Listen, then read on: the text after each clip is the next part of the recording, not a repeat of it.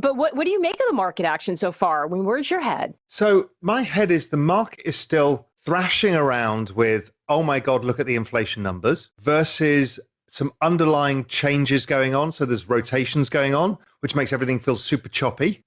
Every bear is shouting, oh my God, the Fed are going to raise rates, everything's going to crash. There's the deflationists, who I would count myself into that camp, saying, well, the world won't take higher rates. And if you raise the rate of inflation higher, faster than the wages, you're going to see consumption fall. So there's this battle going on in the markets right now and in narratives. And obviously the inflation narrative has taken hold, but I'm starting to see forward-looking indicators suggesting that it's not going to stick. And that's contentious in itself. So everyone wants to throw poo at each other over Twitter, even suggesting that's happening. But that's the world we live in.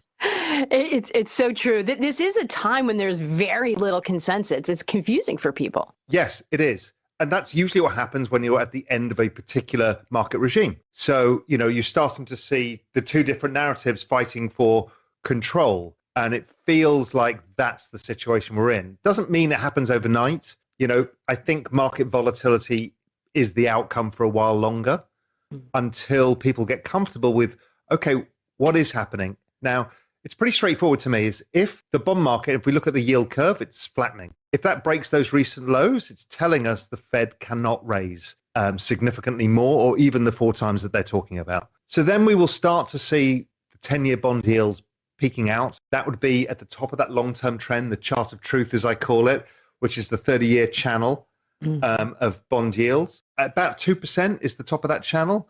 Sometimes at the peak of the cycle, it goes to a little bit through, 25 basis points through.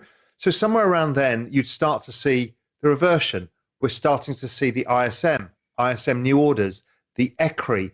We're starting to see retail sales today. All sorts of indicators saying the Atlanta Fed came in and revised down growth this morning in their Fed Now model. So I think that's the macro shift that's underway. And we've seen it as commodities stopped going up, really. Some commodities have rebounded, but it's been less clear. The inflation trade is less clear in the markets any longer. And we've got this value growth rotation. The kind of core kind of tech, super long names are still getting smashed. But as soon as the bond market turns around, they'll turn around too. So if you're a bond trader, your entire job is to analyze inflation and GDP growth. That's it. If you're an equity trader, you're trading sentiments, you're trading earnings, you're trading buybacks, you're trading all sorts of things. Bond traders do 2 things: inflation, GDP growth, which is why they tend to be right, because that's what they get paid to do, is look at 2 things only. So over time, very rare the bond market's wrong. 1994 was the only time in my entire career the bond market's been really wrong about things. So I always pay attention to the bond market because I call it, the bond market is the truth. Look at wage inflation and think, is net incremental demand in the economy going up? Well, wage inflation is less than inflation. So we've got negative real wages. Secondly, there are more people leaving the labor force than ever before. The labor force participation rate is super low. Many of those are baby boomers who have high incomes and high earning power. So you're offsetting millennials, giving them an increase. They earn a lot less than they are leaving. So net, you've probably got a fall in total demand. And you're seeing it in the numbers already, I believe, which was the retail sales numbers that came. Partly it's Omicron, it's not clear yet.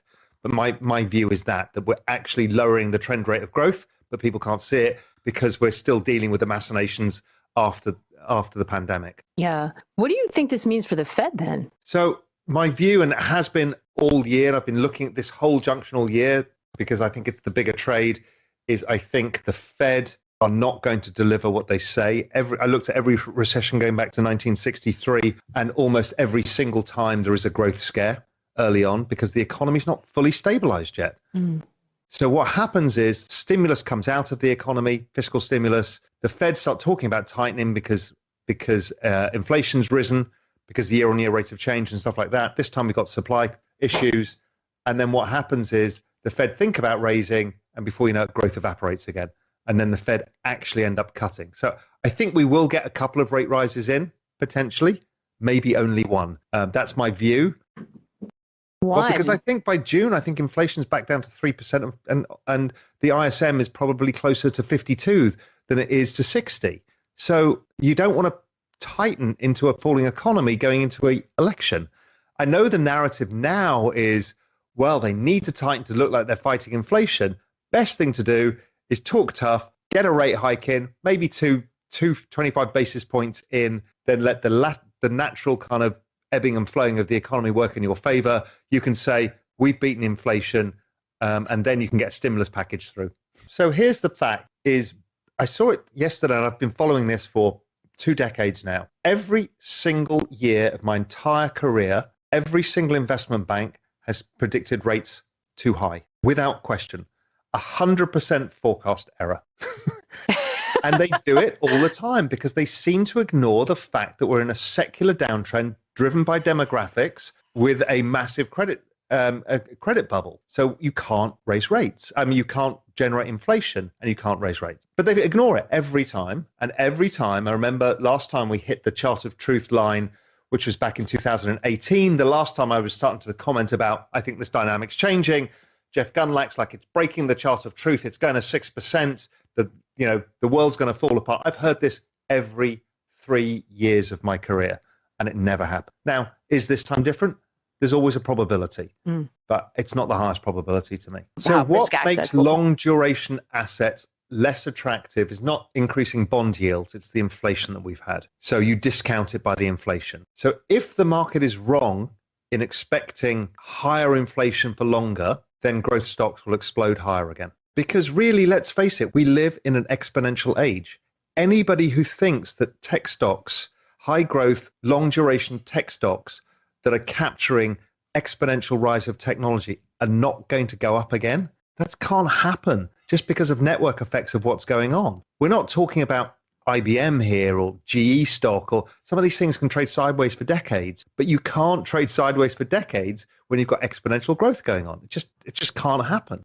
Now, you can have periods of a year, 18 months of sideways down markets, which we've been seeing. But then what happens is they end up looking ludicrously cheap versus what's happening. And the moment the inflation story disappears, then everyone piles into growth again. What about crypto? Crypto is similar to growth. It's driven by its own network models and adoption. There's a bunch of other stuff. But similar to that, I said crypto had been trading sideways because wage growth has not kept up with inflation. So marginal dollars to invest by retail has been reduced. And I think that it gets partly caught up in the growth story, but there's no correlation really between bonds and crypto, the dollar and crypto. They're all passing correlations that come in and out. Suddenly the S&P is correlated for a bit and then it's not. So I don't worry about that. I just look at the network effects over time. But if the Fed increase the size of the balance sheet, then it's all correlated because you're lowering the value of the denominator.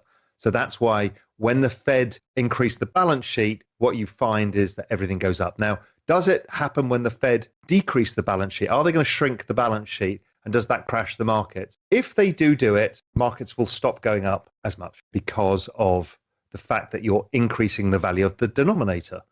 So it changes that. So yes, we saw it last time around. There was a period of time as the Fed were reducing the size of the balance sheet. No, they kept the balance sheet stable. Stocks were sideways for a while. But then even with a stable balance sheet, stocks took off again because the growth story is still underlying. What the market won't like is raising rates. It took 8 times before the market cracked last time. So it never happens on the first couple of goes. The market has a wobble, but then it shakes it off. So it took 8 times last time, and it took the balance sheet taper. And then the market started rolling over. So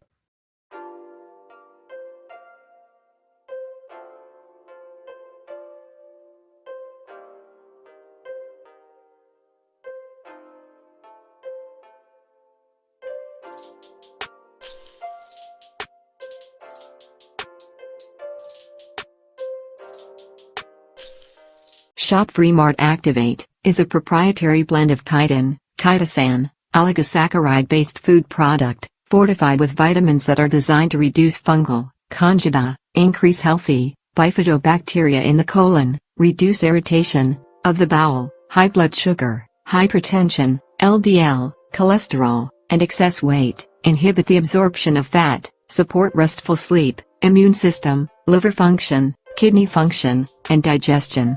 Activate increases the electrical potential of cells and cleans cells of unwanted waste. Chitosan oligosaccharides are made from highly refined crab shells and are a dietary fiber that can be safely consumed.